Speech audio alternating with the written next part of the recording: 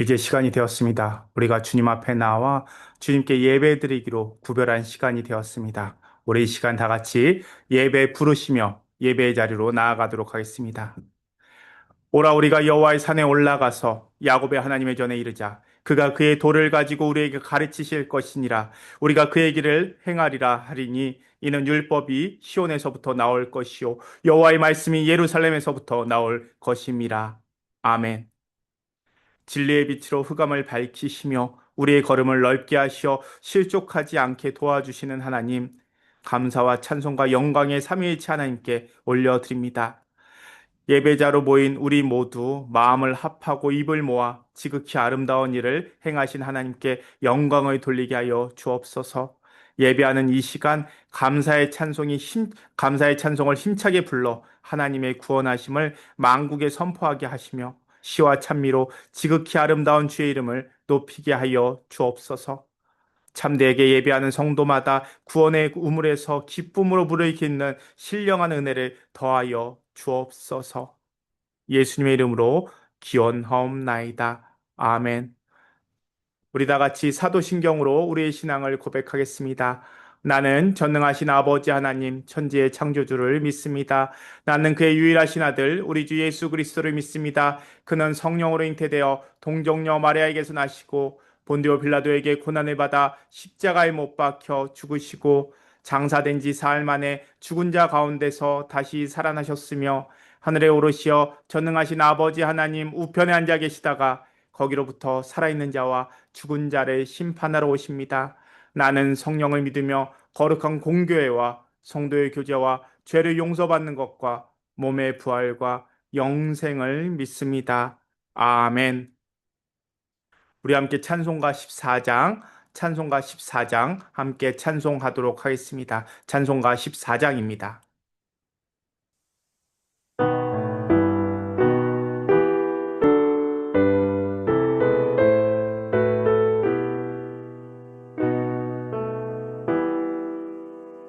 주 우리 하나님 하늘에 계시니 온 천하 만민 주 앞에 찬송하네 이 천지 만물 주 앞에 엎드려 그 이름을 높이세 주 언약하신 것 끝까지 지키니 저 하늘 나라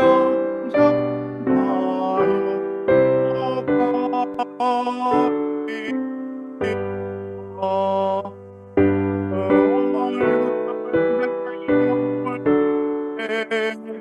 내 입으로 영원히 주의 영광을 찬양하리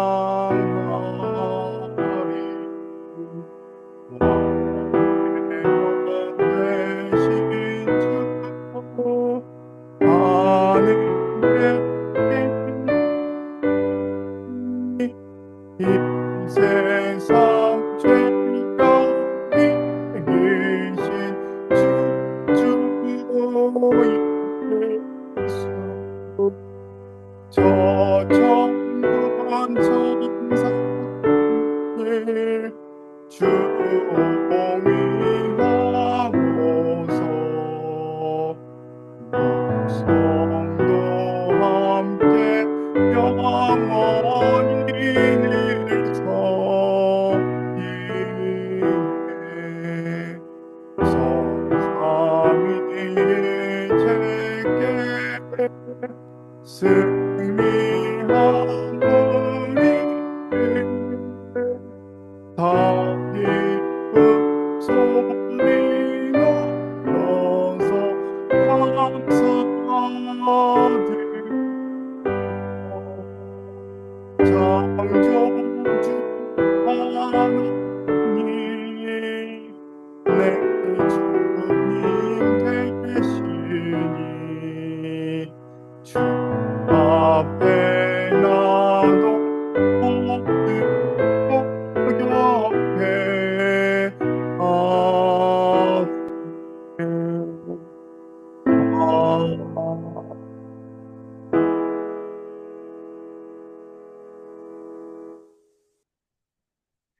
이제 우리 다 같이 지난 한 주간의 삶을 돌아보며 주님 앞에 고백하는 시간 갖도록 하겠습니다.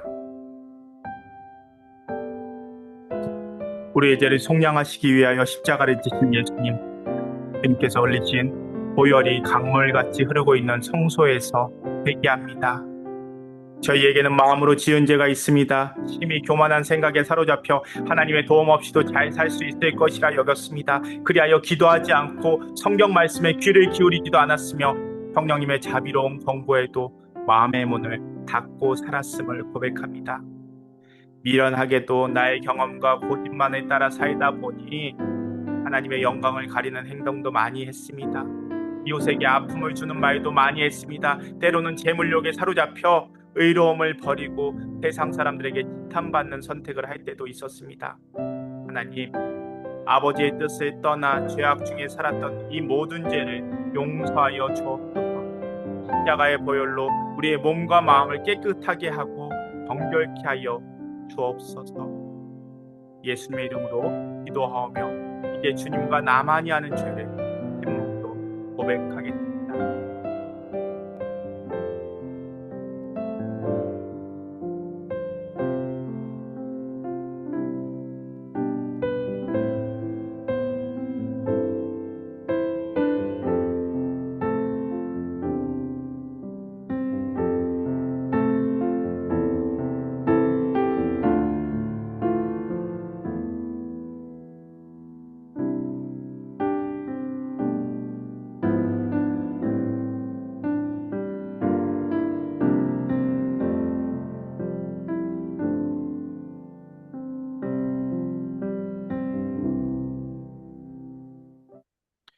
여호와는 마음이 상한 자를 가까이 하시고 중심으로 통회하는 자를 구원하시는도다. 그의 모든 뼈를 보호하시며 그 중에서 하나도 꺾이지 아니하는도다. 아멘.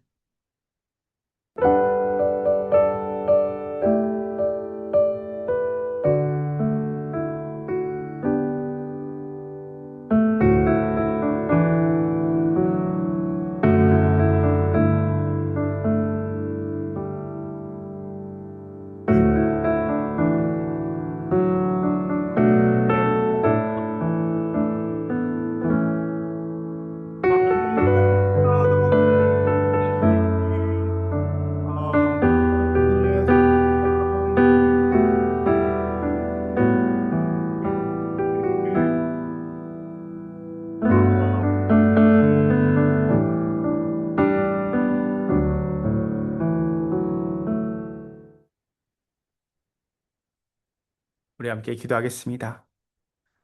우리 아버지 되시는 하나님, 높으신 하나님을 우리가 찬양합니다. 하나님의 자녀로 택정받은 우리들이 주님의 은혜에 감사하며 오늘 홍콩제일교회라는 한 지체로 하나님을 높이고 찬양합니다. 우리의 찬양과 예배를 받아 주옵소서. 우리가 예배드리는 이 자리에 인재하여 주시고 우리가 드리는 예배를 주님께서 흠양하여 주옵소서. 주님, 지금 우리가 서 있는 자리에 태풍으로 인하여 함께 모일 수 없는 상황 가운데 있습니다. 큰 바람과 폭우를 바라보며 우리보다 크신 하나님을 바라보며 그 하나님께서 우리 아버지 되심을 믿습니다. 주님, 혹여나 태풍으로 인하여 피해를 입거나 어려움 당하지 않도록 주님께서 눈동자와 같이 지켜주시고 우리를 인도하여 주옵소서. 또한 한국 땅에서 많은 사람들이 폭우로 인하여 북유럽에서 산불로 인하여 많은 사람들이 목숨을 잃고 큰 피해를 입고 있습니다. 주님, 그곳에 자정하여 주옵소서. 우리의 이웃들이 폭우로 인하여 좌절하거나 낙심하지 않게 하시고 그들의 마음을 주님께서 밝혀주사 하나님께서 주시는 위로와 피할 길을 경험하게 하여 주옵소서. 또한 돕는 손길들을 통하여 하나님의 살아계심을 경험하는 시간이 되게 하여 주옵소서. 어려움과 아픔 가운데 있는 우리의 이웃들 위하여 기도할 수 있는 제일교회가 되게 하여 주시고 사랑 나누고 전하는 사랑의 공동체가 되게 하여 주옵소서. 우리를 인도하시는 하나님께서 제일교회 더욱 붙잡아 주옵소서. 우리 모습 가운데 덜어내야 할 것들이 있다면 내려놓을 수 있는 용기도 주시고 우리가 붙잡아야 할 모습이 있다면 포용할 수 있는 담대함도 주옵소서. 그리하여 주님께서 우리를 다듬어 가시고 인도하신다는 확신과 소망 갖고 나아갈 수 있게 하여 주옵소서. 세상이 아닌 사람이 아닌 하나님을 더욱 기쁘시게 하는 제일교회가 되게 하여 주옵소서. 주님 말씀의 자리로 나아갑니다. 지금 우리가 한 자리에 모이지 못하지만 우리의 마음을 모아 예배드리오니 주님께서 말씀으로 우리를 깨우쳐 주시옵소서. 우리의 마음 가운데 하나님의 음성 듣게 하시고 우리 마음 가운데 그 음성 따르는 겸손의 마음을 허락하여 주옵소서. 또한 그 마음이 우리 자녀들, 교회 학교의 아이들, 청년들에게까지 이어질 수 있도록 주님께서 인도하여 주옵소서. 살아있고 활력 있는 말씀으로 우리의 마음을 찌르사 쪼개셔서 우리의 마음과 생각과 뜻을 주님으로 향하여 돌리게 하여 주옵소서. 언제나 우리에게 말씀하시고 동행하시는 예수님의 이름으로 기도합니다. 아멘. 교회 소식 함께 나누도록 하겠습니다. 우리 한 주간 평안하셨는지요? 우리 함께 예배드리고 있는 좌우에 계신 분들, 가족들에게 함께 인사하도록 하겠습니다. 환영합니다. 축복합니다. 오늘 태풍으로 인하여 함께 우리가 모여서 예배드리지 못하고 각자의 자리에서 예배드리지만 하나님께서 우리가 예배드리는 그 자리 가운데 임재하여 주시고 우리의 예배를 받아주실 줄로 믿습니다. 오늘 예배를 통해서 삶의 자리에서 각자 처소에서 하나님의 은혜를 누리실 수 있기를 바랍니다. 이제 우리 함께 말씀의 자리로 나아가도록 하겠습니다. 오늘 하나님께서 우리에게 주신 말씀, 먼저 마태복음 5장 8절 말씀입니다. 마태복음 5장 8절 말씀 우리가 함께 읽도록 하겠습니다. 한 목소리로 교독합니다. 봉독합니다. 마음이 청결한 자는 복이 있나니 그들이 하나님을 볼 것이며. 아멘. 우리 함께 계속해서 요한복음 15장 1절부터 4절까지의 말씀, 요한복음 15장 1절부터 4절까지의 말씀도 함께 읽도록 하겠습니다. 요한복음 말씀입니다. 나는 참 포도나무요 내 아버지는 농부라. 물은 내게 붙어 있어 예배 맺지 아니하는 가지는 아버지께서 그것을 제거해 버리시고 물은 열매를 맺는 가지는 더 열매를 맺게 하려 하여 그것을 깨끗하게 하시느니라. 너희는 내가 일러준 말로 이미 깨끗하여졌으니 내 안에 거하라. 나도 너희 안에 거하리라. 가지가 포도나무에 붙어 있지 아니하면 스스로 열매를 맺을 수 없음 같이 너희도 내 안에 있지 아니하면 그러하리라. 아멘. 이제 우리 함께 성령의 조명을 구하는 기도를 드리도록 하겠습니다. 성령 하나님, 이제 선포되는 말씀을 들을 때 우리의 눈과 귀와 마음을 열어주시고 주의 진리를 깨닫게 하시며 믿음으로 받아 순종하게 하소서. 예수 그리스도 이름으로 함께 기도합니다. 아멘.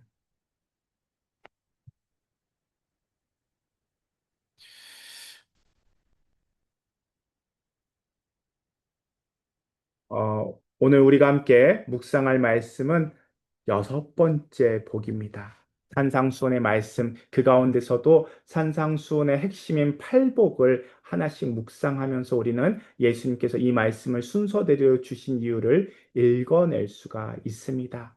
예수님께서 팔복의 말씀을 통하여 그리고 그 순서를 통하여 우리의 믿음의 시작점이 어디이고 이 신앙이 어떻게 자라가야 하는지 그리고 신앙생활을 통하여 우리가 무엇을 이루어야 하는지를 설명해 주십니다. 잠시 되짚어 볼까요? 팔복의 첫 번째 복은요, 마음이 가난한 자가 받는 복입니다. 그러니까 신앙생활의 출발은 마음의 변화와 심령의 회개에서 출발한다는 것입니다. 마음의 변화가 동반되지 않고 심령의 회개로부터 출발되지 못하는 모든 신앙은 모래 위에 탑을 쌓는 것과 같습니다. 어느 순간 무너지기 때문입니다.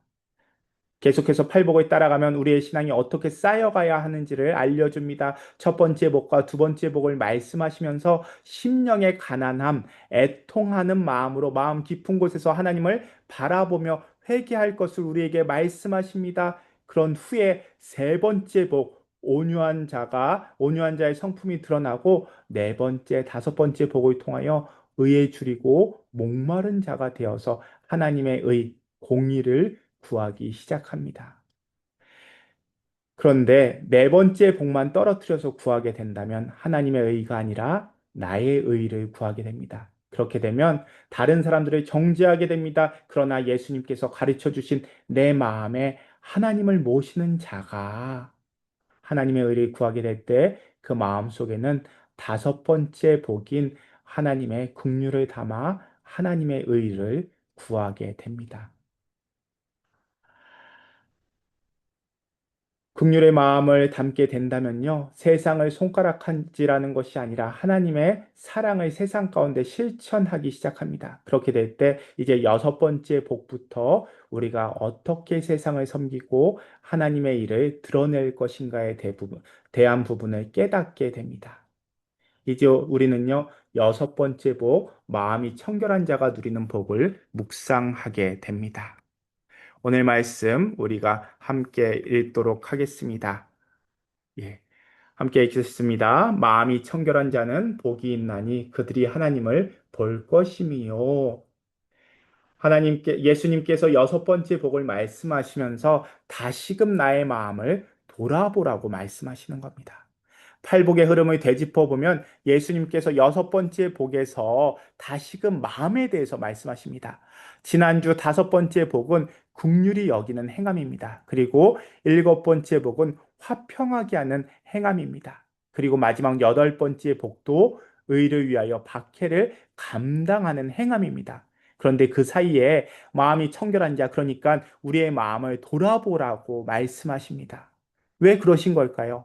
어찌 보면 첫 번째 복인 마음이 가난한 자와 비슷해 보이기도 합니다. 중복돼서 보이기도 합니다.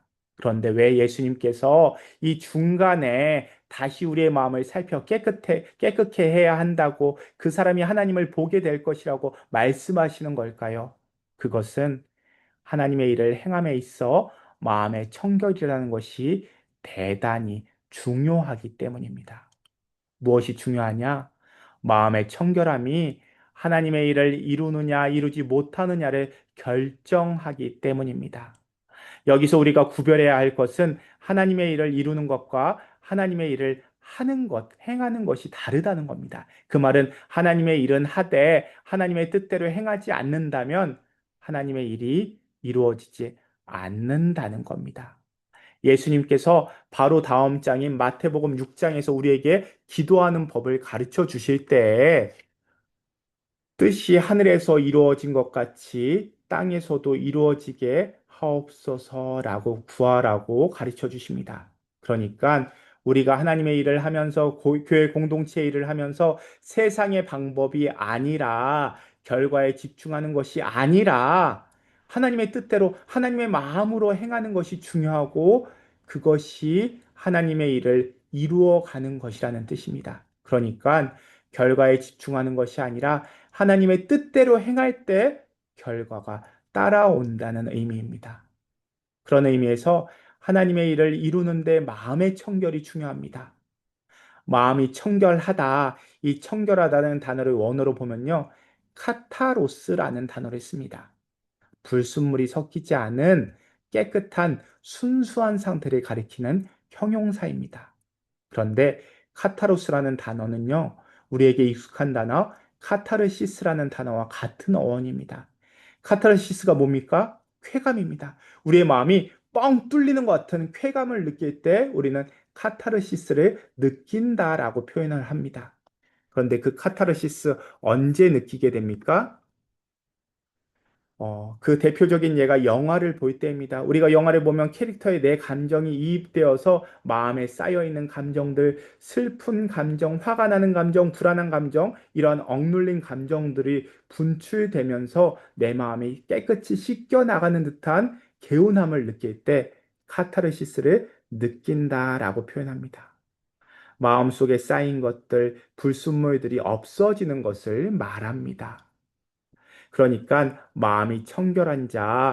이 마음이 청결한 자라는 것은 마음에 불순물이 없이 깨끗하다라는 겁니다. 그런데 마음속에 불순물이 무엇이겠습니까? 크게 두 가지입니다. 하나는요, 아픈 마음, 속상한 마음, 우리가 상처라고 하는 그것들입니다. 그리고 두 번째는요, 성경이 이야기하는 두 마음을 품는다라고 하죠. 그러니까 위선을 말합니다. 먼저 성찰을 가진 자들의 마음은요, 첫 번째 복과 두 번째 복에서 해결을 받게 됩니다.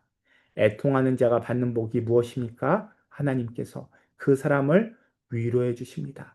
만져주시고 치료해 주십니다. 그런 사람들이 온유한 성품으로 다시금 나아갈 수 있는 것입니다. 그리고 그러한 사람은 내 상처가 치유되었기에 다섯 번째 복, 긍휼히 여기는 성품도 품고 하나님의 긍휼도 경험하게 됩니다.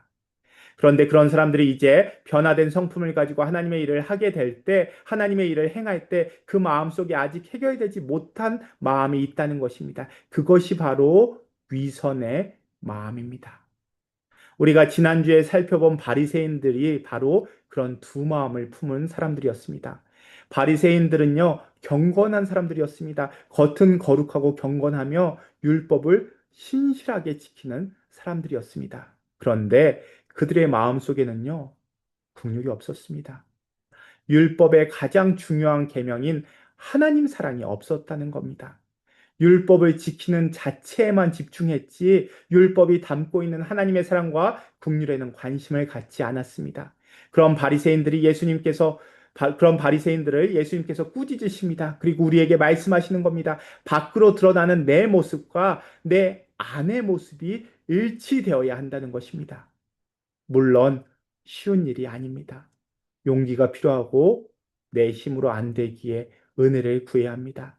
그러니까 내 속은 아직 그렇게 할 준비가 되어 있지 않은데 밖으로는 내가 괜찮은 사람처럼 보이고 싶고 그런 척 하는 것은 청결하지 못한 모습이라는 겁니다. 그런데 그렇게 일치되지 못한 두 마음은요, 결국 우리를 스스로 고통스럽게 만듭니다. 그래서 예수님께서 우리에게 그런 말씀을 주신 것 같습니다. 요한복음 8장 32절 말씀입니다. 요한복음 8장 32절 말씀이요. 진리를 알지니 진리가 너희를 자유케 하리라. 진리가 우리를 자유케 할 것이라고 말씀하십니다. 하나님의 말씀이 우리를 자유케 할 것이라고 알려주십니다. 그 말씀이 무엇입니까? 우리가 살펴본 팔복의 모습으로 요약됩니다. 하나님으로부터 배고파하고 하나님으로 인해 애통해하며 하나님의 의로움을 구하는 그 모습이 우리를 자유케 한다는 것입니다. 우리의 마음을 청결케 한다는 것입니다. 그러니까 내 안과 밖이 다르기에 안 그런 척하는 모습이 아니라 진정 우리의 마음이 하나님을 구하기에 내 안이 하나님으로 채워져서 그대로 드러나는 모습이 마음이 청결한 자의 모습이고 그런 모습이 우리를 자유케 한다는 뜻입니다. 그런데 많은 신앙인들이요, 그런 자유를 누리지 못합니다. 왜냐하면 우리는 교회 안에서 목사이기에, 장로이기에, 권사이기에, 집사이기에 이렇게 보여야 하고, 집안에서는 어른이기에, 또 착한 아들이고 딸이기에 기대를 쌓고, 나도 그 기대에 따라 행동해야 한다는 마음이 있기 때문입니다. 교회 안에서도 직장에서도 무엇보다 가정에서 나는 신실해야 합니다. 그런데 내 속은요, 아직 지극히 그렇지 못한 상태입니다. 욕심이 있습니다. 이 간극이 큰 만큼 자유함이 없고 내면의 기쁨이 없습니다. 그러니 교회에서 신앙생활 한 만큼이나 내 안에 위선이 쌓이게 됩니다. 우리 상태가 그러할 때 우리는 하나님의 일은 하지만 그 사람을 통하여 하나님의 일을 이루지 못합니다. 하나님께서 그런 사람을 통해서 하나님의 일을 이루지 않으십니다. 안타깝지만 두 마음으로 하나님의 일을 행할지라도 하나님은 열매 맺게 하지 않으십니다. 그러면 우리는 어떻게 해야 할까요? 그래서 주님이 우리에게 주신 지혜는요, 예수님께 붙어 있으라는 겁니다. 우리 오늘 말씀 요한복음 15장 1절부터 4절까지의 말씀 함께 읽겠습니다. 나는 참 포도나무요, 내 아버지는 농부라. 물은 내게 붙어 있어 열매를 맺지 아니하는 가지는 아버지께서 그것을 제거해 버리시고 물은 열매를 맺는 가지는 더 열매를 맺게 하려 하여 그것을 깨끗하게 하시느니라. 너희는 내가 일러준 말로 이미 깨끗하여 졌으니 내 안에 거하라. 나도 너희 안에 거하리라. 가지가 포도나무에 붙어 있지 아니하면 스스로 열매를 맺을 수 없음 같이 너희도 내 안에 있지 아니하면 그러하리라. 자, 우리를 깨끗하게 하신다라고 말씀하십니다. 3절을 보면요. 예수님은 당신의 제자들을 열매 맺을 만한 깨끗한 가지라고 말씀하십니다. 그리고 열매를 맺기 위해서는 우리가 주님 안에 거해야 한다라고 말씀하십니다. 그러니까 마음이 가난하고 애통하며 깨끗게 된 예수님의 제자들이 교회가 계속해서 깨끗한 마음을 지켜내기 위해서는 해야 할 수 있는 일이 하나입니다. 예수님께 붙어 있는 것입니다. 예수님이라는 나무의 가지로 살아가는 것입니다. 그리고 그것이 열매 맺는 일, 그러니까 하나님의 일을 이루어가는 비결이라는 것입니다. 의에 줄이고 목마른 사람은 긍휼히 여기는 마음이 있는 사람. 그래서 그 마음이 항상 인간의 고통을 바라보며 안타까워하고 아파하는 마음을 바라보며 긍휼히 여기는 마음을 품는 사람을 하나님께서 기뻐하십니다. 첫 번째 복과 두 번째 복에 머물러 있지 않고 그 신앙이 자라서 의를 구하고 긍휼히 여길 줄 아는 사람이 되는 것입니다. 그런데 인간에 대한 깊은 애정을 가지고 있는 실천하는 사람이 나중에 자기도 모르게 빠지는 영적인 함정이 있습니다. 그것이 무엇이냐? 내적인 동기가 순수해지지 못하는 것입니다. 문제는 하나님 일을 함에도 이런 마음으로 행하게 될 때 주님의 일이 이루어지지 않는다는 것입니다. 우리가 교회 안에서 쉽게 빠지는 함정입니다. 겉은 깨끗해 보이는데 그 마음 속은 더러운 것들이 숨어 있는 것입니다. 명예를 얻고 보상을 얻기 위해서 하나님을 섬기고 교회 일을 행합니다. 우리 교회도요, 항존직 선거를 준비하고 있습니다. 그런데 돌아보면요, 많은 교회들이 항존직 선거를 하는데 시끄러운 일들이 일어납니다. 왜 그럴까요? 교회를 섬긴 만큼 교회를 섬긴 만큼에 대한 명예와 존경이라는 보상을 직분을 통해서 받고 싶어 하는 마음이 있기 때문입니다. 직분은요, 섬기는 자리입니다. 일하는 일에 왜 사람들이 욕심을 부릴까요? 하나님의 일을 섬긴다는 핑계로 자신이 얻게 될 명예, 권력이 그 마음 속에 있기 때문입니다. 그러한 모습을 하나님은요, 기뻐하지 않으십니다. 그렇게 하나님을 자신의 판단과 수단으로 삼고 싶어 합니다. 그러다가 내가 원하는 대로 하나님이 움직여 주시지 않고 내가 기도할 때 응답해 주시지 않으면 하나님에 대해서 의심하게 되고 심지어는 하나님을 떠나는 모습마저도 보입니다. 그런 우리에게 예수님께서 말씀하시는 겁니다. 이제 하나님과 함께하는 복을 누리면서 하나님의 일을 행하기 시작할 때 우리가 우리의 마음을 돌아봐야 한다는 것입니다. 그 마음이 청결한 자가 복이 있다는 것입니다. 진심으로 하나님과 하나님 나라를 향하고 있으며 마음을 다해 하나님을 사랑하기 시작했을 때 이 사람은 마음이 청결해지기 시작합니다. 그런 의미에서 청결한 마음은요, 단순한 마음입니다. 마음이 복잡한 것이 아니라 마음이 하나님 하나로 가득 차 있다는 것입니다. 우리가 지난주 살펴본 복 기억나시죠? 긍휼의 복을 누리지 못하는 이유는 하나님의 의와 나의 의가 섞여 있기 때문입니다.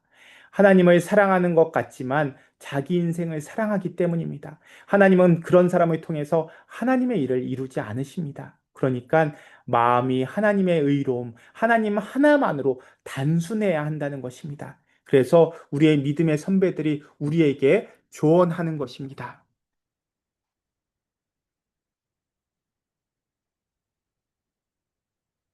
너희는 마음을 다하고 힘을 다하여 내 하나님 여호와를 사랑하라. 조언해 줍니다. 뿐만 아닙니다. 다윗이 시편을 통해서 하나님께 구하는 기도 제목이요. 일심으로 한 마음으로 하나님을 채우게 해달라는 것입니다. 이렇게 기도하는 모습이 마음이 청결한 사람입니다. 우리가 금요시며 기도회에서 사무엘상을 묵상하고 있습니다. 그 가운데 우리가 묵상하고 있는 사울이 그런 사람이었습니다. 사울의 첫 모습은요, 하나님 보시기에 순수하였습니다. 사무엘은 그런 사울의 모습을 조금은 부족한 모습으로 바라보기도 하였지만, 사울은 수줍음이 많고 겸손했던 사람이었습니다. 그런데 왕이 되면서 본격적으로 하나님의 일을 하기 시작하면서 조금씩 마음이 변해갑니다. 권력을 갖게 되고 사람들을 이끌어가면서 조금씩 마음이 변하게 됩니다. 하나님을 향한 순전한 마음이 서서히 사라져간 것입니다.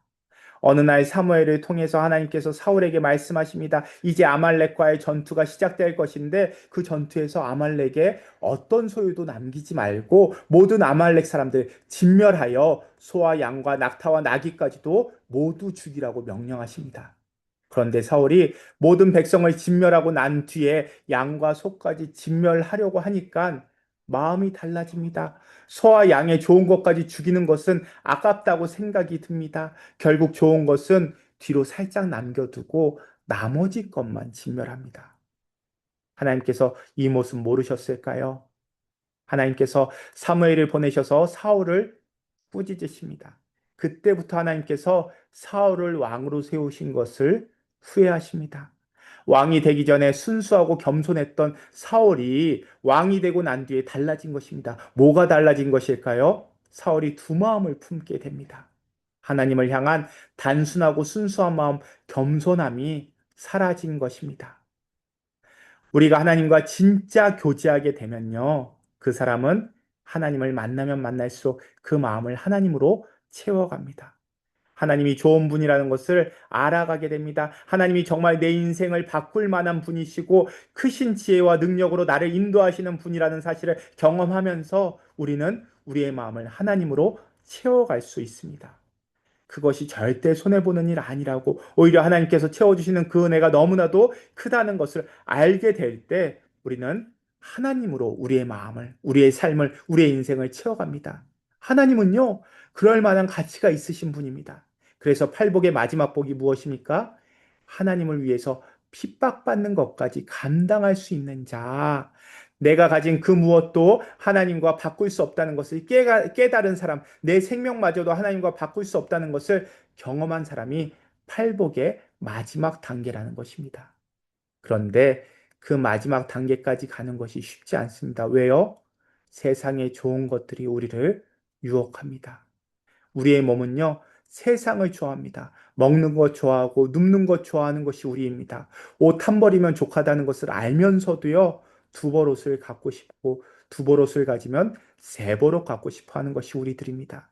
그런 의미에서 오늘 이 자리에서 예배의 자리를 지켜내신 여러분들 대단한 신앙을 갖고 계신 것입니다. 주일 아침 이 자리에서, 삶의 자리에서 이 시간 구별해서 예배 드릴 수 있다는 것은요, 세상의 것들 박차고 하나님 앞으로 나왔다는 뜻입니다. 제가 지난 주일 전날인 토요일에 휴가에서 복귀했습니다. 그렇게 주일을 보내고 이제 평일이 되어서 새벽 기도에 나와야 하는데요. 일어나기가 힘이 듭니다. 휴가 기간 동안 제 몸이 익숙해져 버린 것입니다. 5시에 일어나야 했던 그 시간에 누워서 좀 더 자자 했던 제 몸이 그 모습을 더 좋아합니다. 아니, 사랑합니다. 그래서 한번 세상의 달콤함을 맛보면 영혼의 생명을 얻는 것들은요, 담백하게 느껴집니다. 재미없게 느껴집니다. 우리의 입맛도 그렇죠. 건강을 지킬 수 있는 음식보다 건강을 해치는 음식들이 더 맛있습니다. 한국 속담에 좋은 약은 입에 쓰다라는 말이 있죠. 우리의 영혼을 풍성하게 하는 것들은 세상의 것들에 비해서 슴슴하게 느껴집니다. 그래서 새벽 기도회를 하루 쉬면요, 다음 날부터 이틀을 고생하게 되고요. 주일을 한 번 빠지면 2주는 주일을 지키는 자리에 유혹이 듭니다. 사울도 마찬가지였습니다. 왕으로서의 시간이 지남에 따라 세상의 달콤함을 경험하며 하나님이 주시는 권력과 부귀영화의 마음을 뺏겨버리고 맙니다. 그 권력과 부귀영화 누가 주신 것입니까? 하나님이요. 그런데 그 하나님 바라보지 못하고 하나님을 담아야 하는 그 마음에 점점 세상의 달콤함을 담아갑니다. 두 마음을 품었다는 것입니다. 결국 하나님께서 사울을 버리기로 결심하십니다. 안타까운 일입니다. 제일교회 여러분, 우리는 이런 어리석음을 범하지 않기를 바랍니다. 시간이 흘러도 그 자리에 익숙해질지라도 그 자리를 우리에게로 이끄시는 하나님을 잊지 마시기 바랍니다. 단순한 마음을 잊어버리지 마시기 바랍니다. 물론 우리도 실수할 수 있습니다. 그런데 마음이 청결한 사람은요, 단순한 마음을 가진 사람은요, 다시금 실수를 돌이킬 수 있습니다. 마음이 단순하기 때문입니다. 사울 다음 왕인 다윗이 그러했습니다. 다윗도 살면서 하나님 앞에서 큰 잘못을 범합니다. 그런데 그 잘못이 실수라고 할 수 있는 것은 다윗은 잘못을 인정하고 그 마음을 다시금 하나님께로 돌이킬 줄 알았기 때문에 실수가 되었습니다.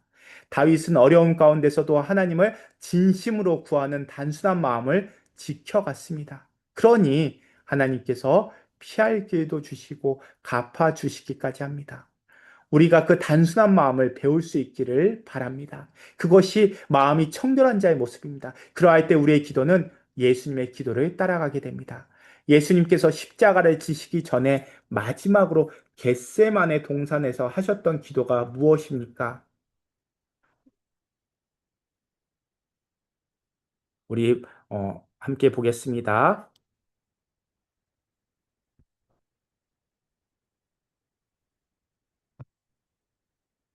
예, 누가복음 22장 42절 말씀이죠. 함께 읽겠습니다. 이르시되 아버지여 만일 아버지의 뜻이거든 이 잔을 내게서 옮기옵소서. 그러나 내 원대로 마시옵고 아버지의 원대로 되기를 원하나이다. 아멘. 이 기도가 십자가를 지신 예수님만이 할 수 있는 기도라고 생각하시나요? 아닙니다. 예수님께서 우리에게 이미 가르쳐 주셨던 기도입니다. 뜻이 하늘에서 이루어진 것 같이 땅에서도 이루어 주옵소서. 이 기도를 통해서 우리는 두 마음을 품었던 우리의 마음을 청결한 마음으로 이루어 가게 되는 것입니다. 현대교회가, 특별히 한국교회가 겪고 있는 문제는요, 하나님의 일을 하겠다는 사람은 많지만 하나님의 일을 이루는 사람이 적다는 것입니다. 모두가 자기의 의로 일을 행합니다. 열심히 행합니다. 하지만 그 마음이 하나님을 향하지 않습니다.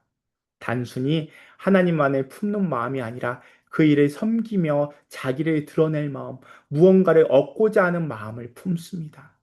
하나님의 일을 행하는 것이 아니라 하나님의 이름을 앞세워 자신의 일을 행합니다.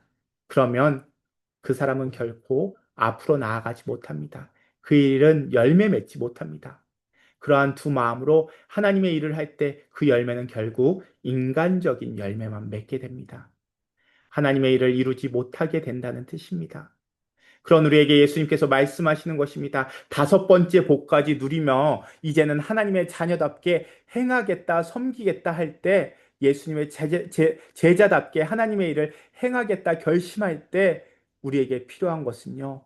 우리의 마음을 다시 한번 돌아보는 것입니다. 내 마음이 정말로 하나님으로 채워졌는지, 세상의 다른 마음을 함께 품고 있는 것은 아닌지 돌아봐야 한다는 것입니다.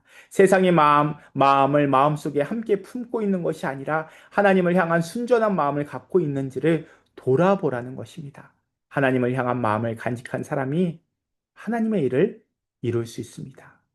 그런 단순한 마음을 품는 사람은요, 실수할지언정 실패하지 않습니다.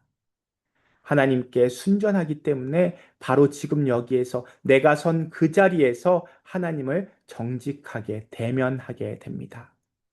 두 마음을 품는 자는 실수했을 때 세상의 방법을 붙잡게 됩니다. 사울이 변명하고 좋은 말과 양들을 취했던 것처럼 세상의 가치를 붙잡게 됩니다. 하지만 단순한 마음을 품은 사람은요, 이를 이루어가는 자리에서 하나님만을 구하게 되고요. 실패를 해도 하나님을 찾습니다. 그런 사람들이 하나님을 보게 됩니다. 그런 청결한 마음을 가진 사람들이 하나님을 만나게 됩니다. 제일교회 여러분, 단순한 마음으로 살아가실 수 있기를 바랍니다. 복잡한 계산은 하나님께 맡기십시오.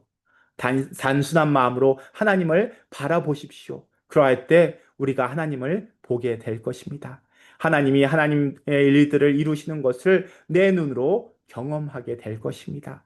그렇게 단순한 마음으로 하나님을 볼 수 있는 복을 누리는 저와 여러분들 제일교회 성도님들이 되실 수 있기를 축원합니다. 함께 기도하겠습니다. 주님, 우리의 복잡한 마음을 비워낼 수 있게 하여 주시옵소서. 하나님을 향한 단순한 마음을 품는 저희가 되게 하옵소서. 그저 예수님께 붙어 있으므로 하나님의 복을 누리는 우리가 되게 하여 주옵소서. 세상의 복잡한 계산 주님께 맡기며 하나님의 일에 대하여 실수할지언정 실패하지 않는 우리들이 되게 하여 주시옵소서. 하나님의 일을 이루어가는 제일교회가 되게 하여 주옵소서. 우리의 포도나무 되시는 예수님의 이름으로 기도합니다. 아멘. 우리 이 시간 함께 구원의 찬양, 응답의 찬양, 찬송가 420장 함께 찬송하겠습니다.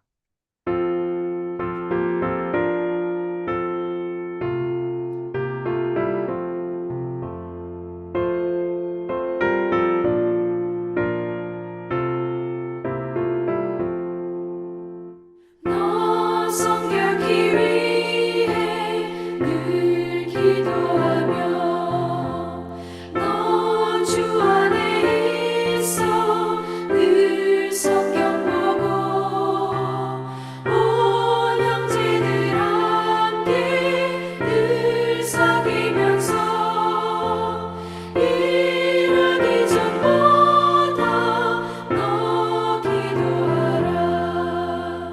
너 성결기 위해 내 머리 숙여 저 은밀히 계신 내 주께 빌라.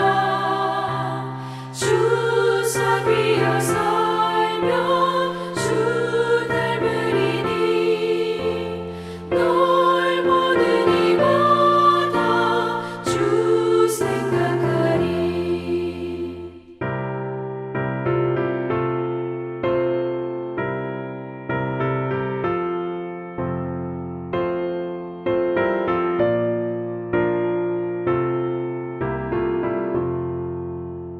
너 성결기 위해 주 따라가고 일 다급하여도 다 멈지 말고 참 즐거울 때나 또 슬플 때나 너 주님만 믿고 늘 따라가라.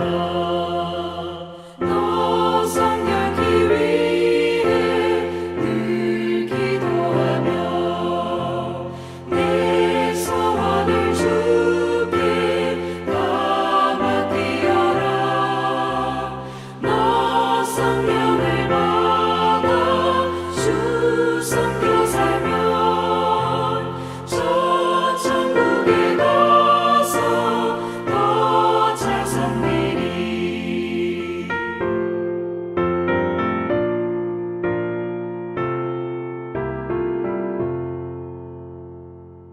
아멘.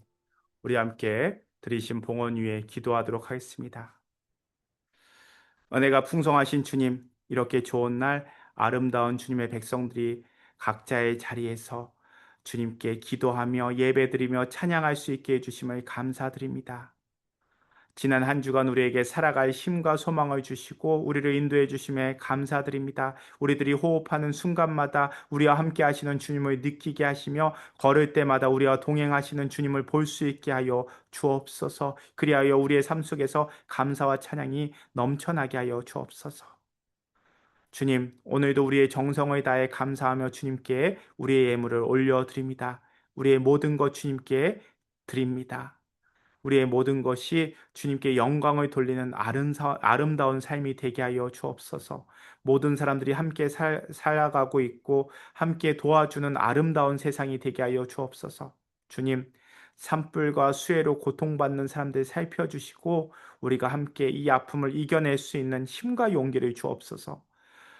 주님, 특별히 고난과 위기 속에 있는 성도님들 돌보아 주시고 주님께 부르짖는 그 기도에 응답하여 주옵소서.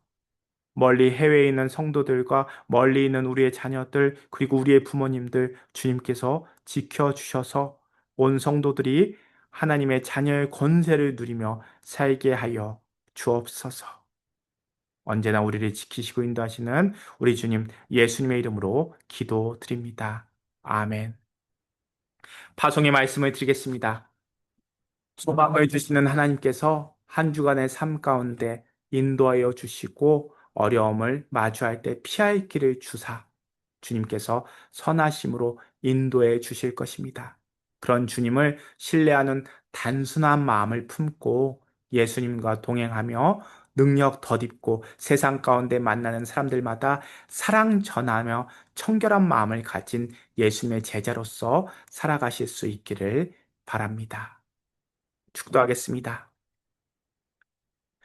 우리 주 예수 그리스도의 은혜와 아버지 하나님의 사랑과 성령의 교통하심이 세상으로 나아가는 주님의 백성들 머리 위에 이들의 가정과 일터와 가는 곳마다 하는 모든 일들 위에 영원토록 함께 하시기를 간절히 축원합니다. 아멘.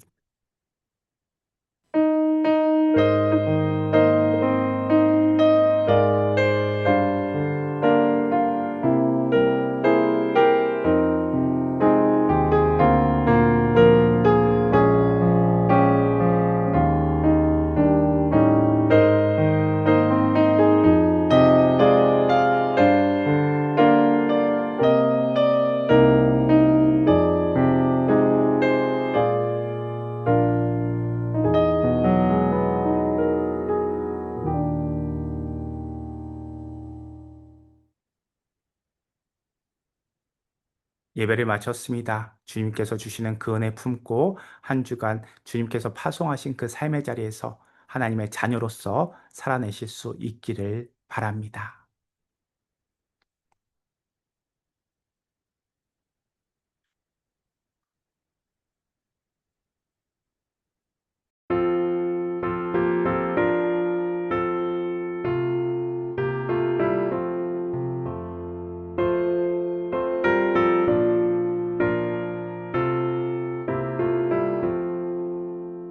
너 성결케 위해 늘 기도하